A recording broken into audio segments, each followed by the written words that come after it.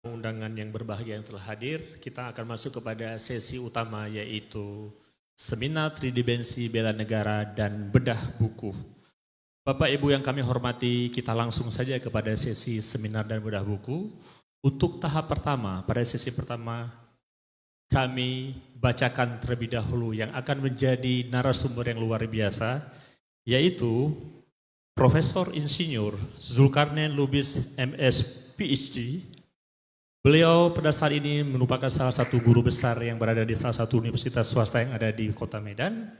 Dan sebelumnya kita perlu juga memperkenalkan, beliau menempuh pendidikan pada Bogor Agriculture University dari tahun 1980 hingga tahun 1984 dan meraih gelar Bachelor of Statistics.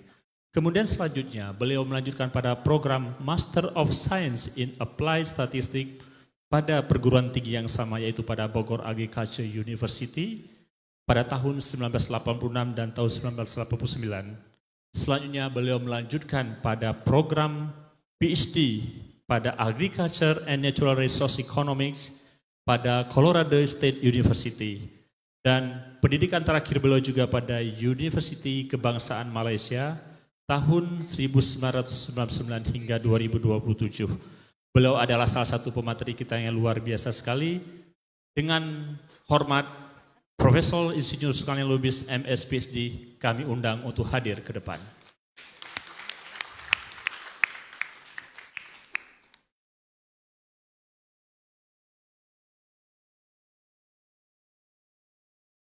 Baik, selamat datang Prof. Silahkan. Profesor Zulkarnain Lubis, yang mana nantinya ini juga bisa menjadi sebagai penghantar bagaimana penguatan nilai-nilai bela negara dalam pembentukan karakter humanis. Mari kita fokus, mari kita konsentrasi, dan mari kita ikuti bersama paparan beliau. Saya mulai dari karakter bangsa, bahwa karakter bangsa kita sesungguhnya adalah karakter-karakter yang bagus. Bangsa Indonesia sesungguhnya adalah bangsa yang memberikan karakter-karakter yang terpuji, yang membanggakan kita, bahwa bangsa yang gotong royong, yang bekerja sama, saling menolong, humanis, dan segala macam yang kita ketahui dari berbagai literatur. Begitu juga seperti pernah dikatakan oleh Mokhtar Lubis, bahwa bangsa kita adalah bangsa yang jujur, yang penuh antusias, yang ramah, yang solidaritas tinggi, yang toleran segala macam. Tapi kita tidak tahu kenapa dalam beberapa tahun belakangan ini khususnya bahwa bangsa kita menjadi seolah-olah tidak menggambarkan apa yang sesungguhnya terjadi dalam diri kita. Bahwa kita menjadi orang yang mudah tersinggung, marah, beringas, egois, mau menang sendiri, tega menyakiti orang lain, suka berbohong, suka menipu, jahat, korupsi, tega menyakiti dan segala macamnya. Itu yang terjadi dalam berbagai hal. Di berbagai tempat itu sering kita kejadian. Jadi makin tidak punya malu, makin tidak punya etika, tidak malu berbohong, tidak malu terang-terangan korupsi, dan segala macam perbuatan yang buruk lainnya yang sering kita saksikan sehari-hari. Padahal semestinya kita tidak seperti itu. Kenapa terjadi seperti itu? Kenapa kita jadi berubah? Kenapa bangsa ini menjadi bangsa yang beringas? Kenapa bangsa ini menjadi bangsa yang kejam? Kenapa bangsa ini mau berbuat bejat? Kenapa bangsa ini terang-terangan melakukan perbuatan-perbuatan yang memalukan? Sesungguhnya ada 3 penyebabnya yang harus kita seimbangkan. Tubuh kita ini kan terdiri dari 3. Naluri terkait dengan badan, nalar terkait dengan isi kepala, dan nurani terkait dengan hati. Jadi naluri, nalar, nurani. Dan ketiga inilah yang mestinya kita seimbangkan. Kalau ketiga ini kita seimbangkan, semuanya akan hilang. Jadi karakter humanis, karakter bangsa yang saya katakan sebetulnya sangat indah dan sangat bagus itu. Jadi apa itu naluri? Naluri adalah sifat bawaan kita semua. Naluri adalah sifat yang ingin selalu hawa nafsu, menyalurkan hawa nafsu. Jadi naluri yang kita miliki sebetulnya sama dengan yang ada pada hewan. Jadi kalau kita hanya memiliki naluri saja, berarti kita sama dengan hewan.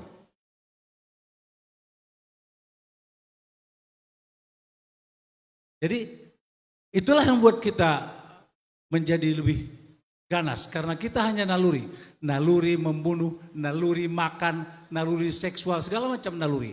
Nah itulah yang kita miliki. Jadi kalau kita hanya memiliki naluri, berarti kita hanya ingin melampiaskan nafsu kita saja. Naluri berkuasa, naluri untuk bersenang-senang. Jadi kalau hanya naluri, hewan juga punya naluri. Naluri punya kemewahan dan sebagainya, segala macamnya. Jadi yang membuat kita sama dengan binatang, ya naluri. Jadi kalau kita hanya memiliki naluri saja, berarti kita sama dengan binatang. Makanya kita hanya ingin melampiaskan apa yang ada di hati kita. Saya kepingin makan, saya makan. Saya kepingin minum, saya minum. Saya kepingin berbuat seksual, saya lakukan. Dimanapun, kapanpun, dengan siapapun. Ada orang mengganggu saya bunuh. Ada orang menghambat saya hajar. Jadi bunuh, hajar, segala macam perbuatan seperti ini adalah yang ada dalam diri kita. Kita punya sifat kebinatangan. Nah, itu saja tidak cukup. Yang kedua kita harus punya nalar. Nalar itulah yang membedakan kita dengan binatang. Yang menjadikan penguasa di bumi ini, yang menjadi penguasa di bumi adalah manusia. Makanya manusia bisa menang sama binatang. Binatang tidak punya nalar, binatang tidak punya akal, manusia punya akal. Dengan manusia punya akal lah dikuasai teknologi, dikuasai ilmu pengetahuan, dikuasai kita bisa menjadi ahli komputer, bisa menjadi ahli pertanian, bisa menjadi ahli hukum, bisa menjadi apa saja, bisa menciptakan teknologi. Hewan tidak bisa menciptakan teknologi. Makanya mereka nggak bisa jadi pemimpin, mereka nggak bisa jadi presiden, mereka nggak bisa jadi kepala daerah, mereka nggak bisa jadi kapolda. Mereka nggak bisa jadi dosen, hanya bisa jadi binatang. Jadi hewan menjalankan nalurinya hanya dengan apa yang ada dia miliki. Tapi manusia menjalankan nalurinya dengan akalnya. Sehingga dia bisa mengalahkan binatang lebih keras, lebih cepat, lebih kuat, lebih kokoh, lebih ganas dengan teknologi yang diciptakannya. Jadi manusia menguasai bumi ini dengan akal. Manusia menjalankan nalurinya dengan akal. Makanya dia bisa menjadi lebih ganas dari harimau, bisa lebih sadis daripada buaya, bisa lebih kejam daripada ular. Dengan teknologi yang dia miliki. Dengan membabat hutan, mudah bagi dia. Dengan mengeruk tambang, mudah bagi dia. Dia tidak peduli semuanya. Dengan akal, dia bisa membangun istana semegah-megahnya. Dia bisa membuat senjata, dia bisa membuat virus, dia bisa berperang. Jadi dengan akal manusia menjadi menguasai bumi ini.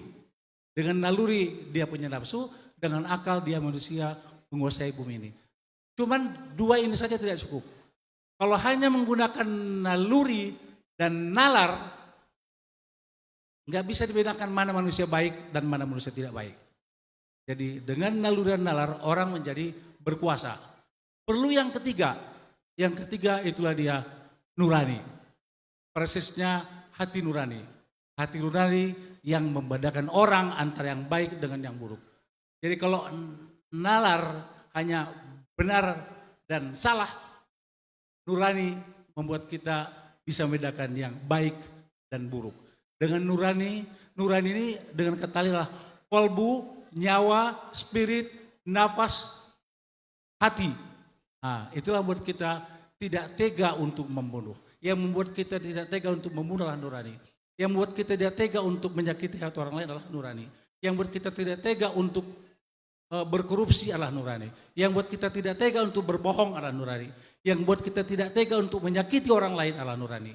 Jadi nurani inilah yang harus ditumbuh kembangkan dalam diri kita masing-masing.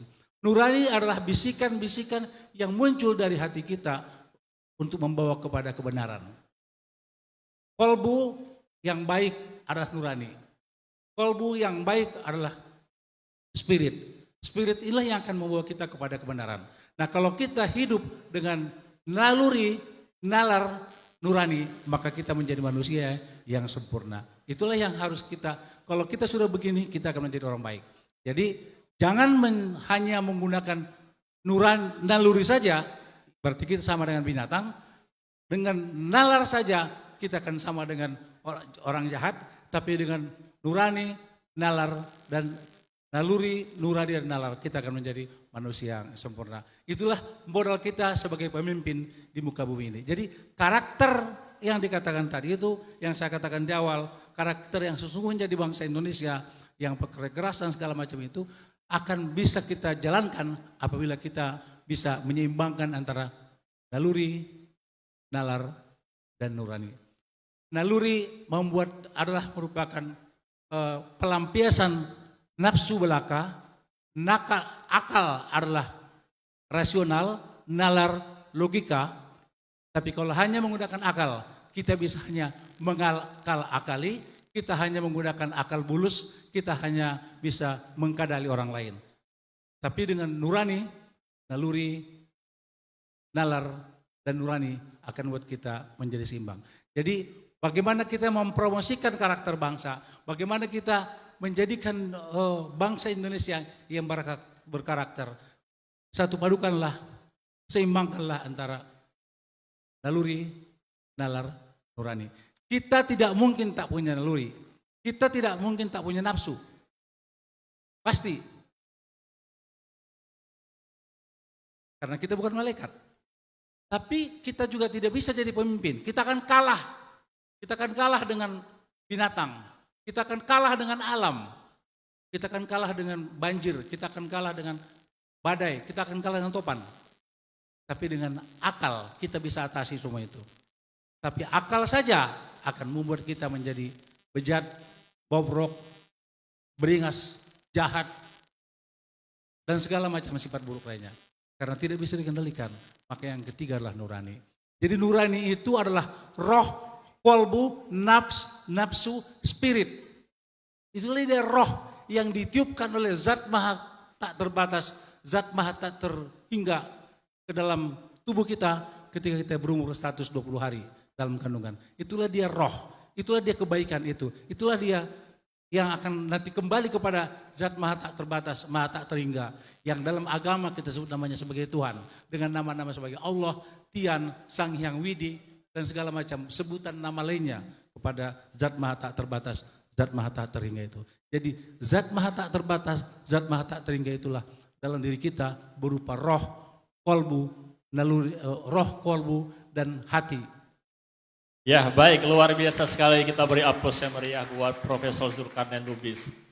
Ternyata ada sesuatu hal yang cukup baru sekali. Kita memiliki satu formula dan pencerahan bagaimana sebenarnya membentuk karakteristik bangsa yang humanis dengan formula yang diciptakan oleh Prof. Zulkarnain, yaitu adanya 3 N.